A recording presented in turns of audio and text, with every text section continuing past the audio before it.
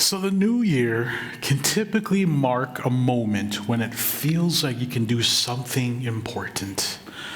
For some of us, it might be a New Year's resolution. We want to change an ongoing issue that we experience in our life. For others, it might be an opportunity to cross off something on your bucket list before 2025 ends. Now, in 2025, there's a lot of things that you could do. There's going to be a lot of things you will do. But there's one thing that you need to do. Now, that one thing is different for each of us, but there is one thing based on what's going on in your life. It could be your relationship, it could be your marriage, it could be your money. There's one thing that you need to do this year. And if you can figure out this one thing, it could leave you in a much better place at the end of 2025. So what is your one thing? Here's a few ideas. It could be a habit that you need to break. You tell yourself or others that it's not a problem, but you know deep in your heart that it is. Or maybe it's a relationship you need to restore. You've had a falling out with someone and now your heart is filled with resentment, pride, maybe even hate. Maybe it's a debt you need to pay off. You know you should, but it's scary because it means change, and that's hard. Your thing may or may not be on this list, but there is one thing for you. Wouldn't it be great if by the end of the year you had done it? Imagine how much better your life would be.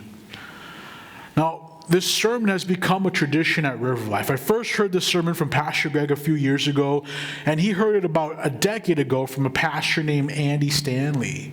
And it's left an impression on me. At the end of 2021, I was diagnosed with diabetes and high blood pressure, and this sermon helped me lose 60 pounds. Now, unfortunately, I've gained some of it back. But it's been so impactful that it's often something I'll come back to remind myself what I need to do because I've done something about it before. And I know it's been meaningful for some of you too, so again, we've made it our New Year's tradition to consider what is the one thing we need to do this year. Today, I want to teach you about the Old Testament prophet Nehemiah, and this will make a little more sense in light of this one thing. So Nehemiah was a Jew that was born into exile, so he had never been to his homeland in Jerusalem. About 100 years prior, the Babylonians conquered Israel, where Jerusalem was. They destroyed the temple, the city, the walls, everything. And if we know anything about Jews in Jerusalem, it is their holy city. The temple is the epicenter. It is the everything for them because that's where they worship God. And so again, being exiled from their homeland where they were connected with God was, again, just left them in ruins. Now, Nehemiah, again, was born in exile, and so he only heard about Jerusalem, and he heard how bad things were for the people who were still in Jerusalem, and he felt a burden for his homeland. So he prayed a big prayer, and he asked the king for time off to travel back to Jerusalem to help his people and to help his city.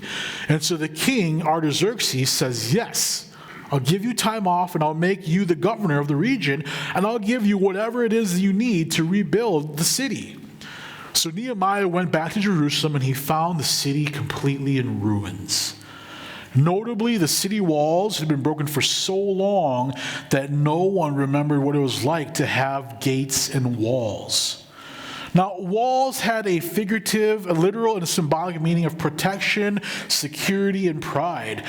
Because Jerusalem's walls were destroyed, there was no safety, there was no security for anyone. Worse yet, there was no sense that God was with them. And all this broke Nehemiah's heart. He spent an entire day and night walking the city, meeting people, talking with them, and he came to this conclusion. The conclusion was this, that if I don't get anything else done, I've got to rebuild the wall around the city. Sure, there were other things like fixing the economy, leadership, the infrastructure, but the one thing that Nehemiah had to do was rebuild that wall. So they began building, and they were making progress, and that's when the problem began. The leaders of the surrounding cities got concerned. They were concerned that we won't be able to take or steal whatever we want from Jerusalem when we want it. And if they repair the city, they might raise up an army against us. And so an opposition against Nehemiah's desire to rebuild the wall started to form. And the leader of the opposition was a governor by the name of Sanballat. He was determined to stop the rebuild.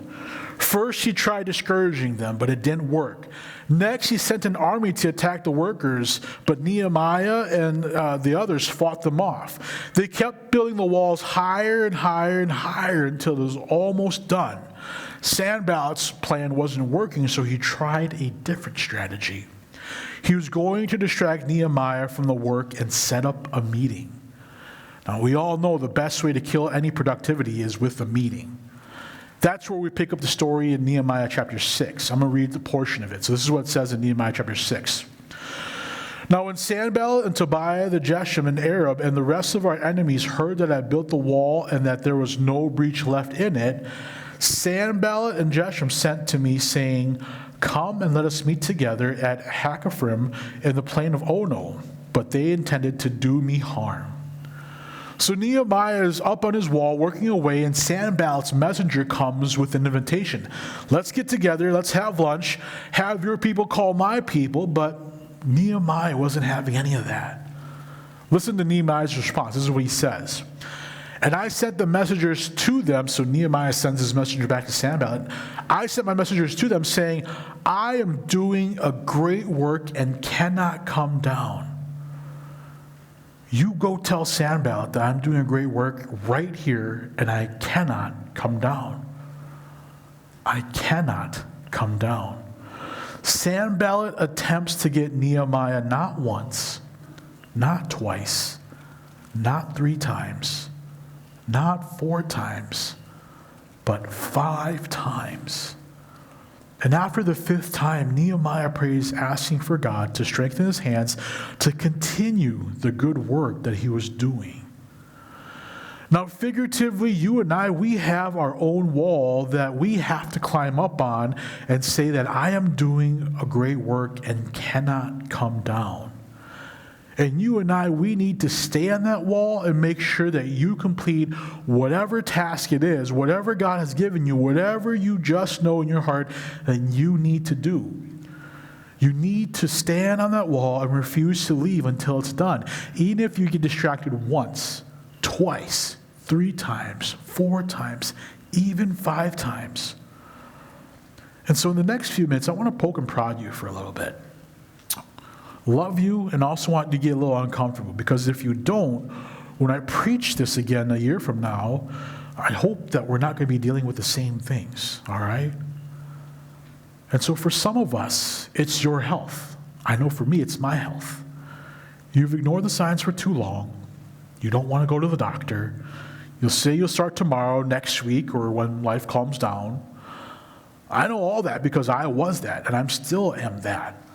Some of you need to get some help from a doctor, nutritionist, trainer, therapist. You can't do this on your own. If you could, you would have already done it by now. And you need to take the steps to get some help. You need to spend some time and money to see a specialist. For me, last couple years, I've been slacking on exercise, checking my blood sugar, my blood pressure levels, eating a healthy diet, things that I just need to do.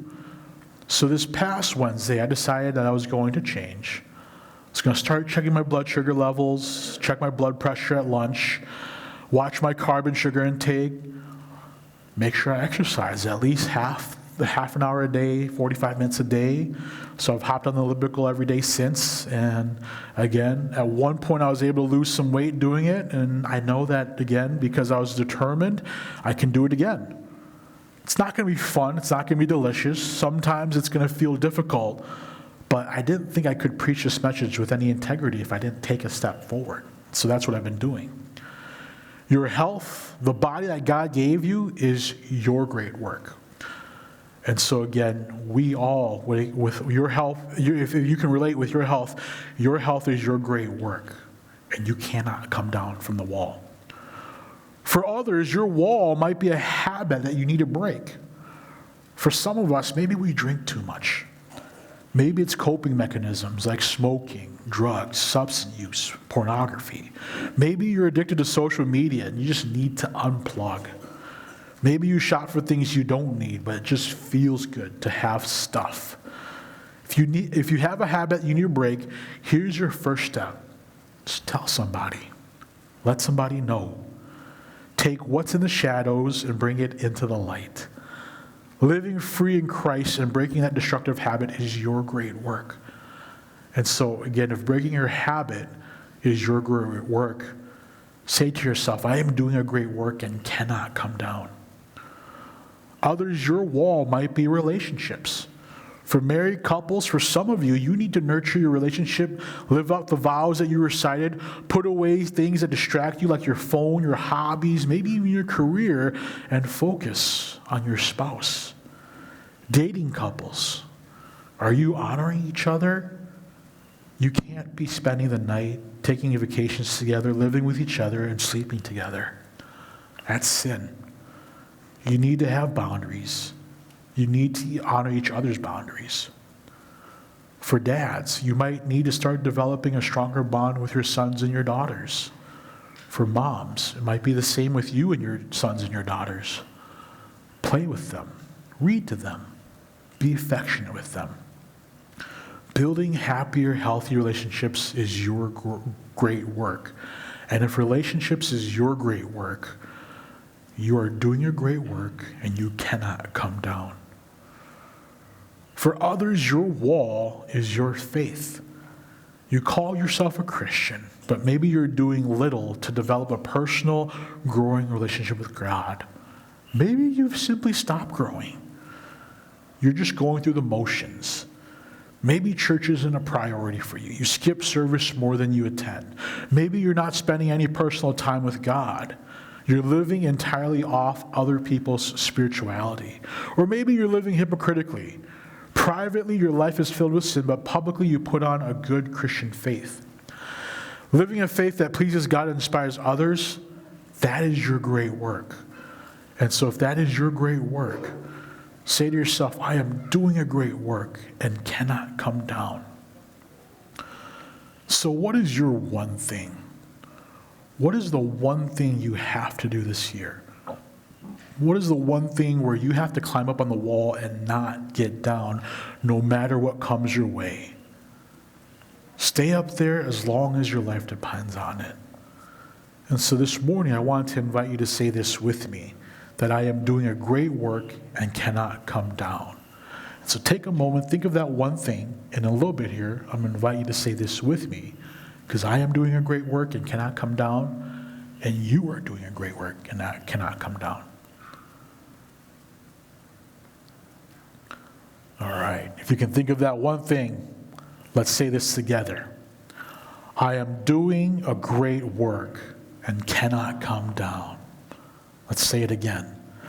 I am doing a great work and cannot come down. Let's say it one more time. I am doing a great work and cannot come down. Now to close, I want to tell you the rest of Nehemiah's story. His enemies kept trying to stop him. They sent more messengers to spread rumors about him. They tried to get King Artaxerxes to recall him. They even tried to get one of his own people to turn against him. Every time Nehemiah stood his ground, he did not divert from his one thing. You too are going to face obstacles, even enemies. There's going to be people who are trying to sabotage you. You will try to sabotage yourself. It's going to cost you something.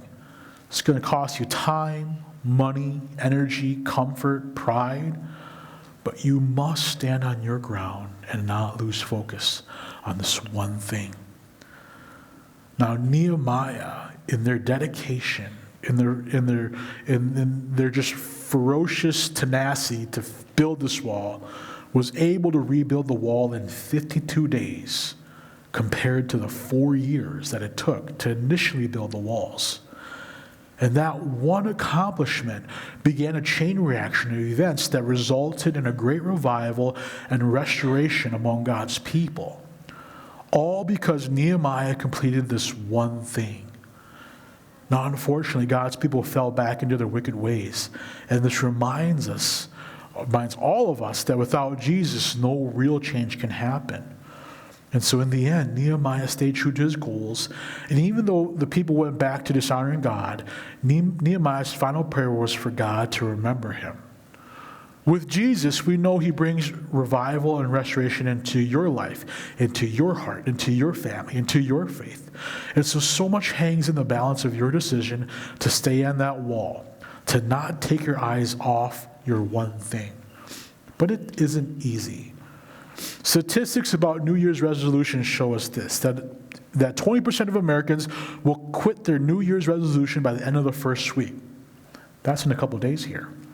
So this coming Wednesday, about 20% of us are going to stop doing our one thing. At the end of January, 40%, so almost half of us, will give up on our goals.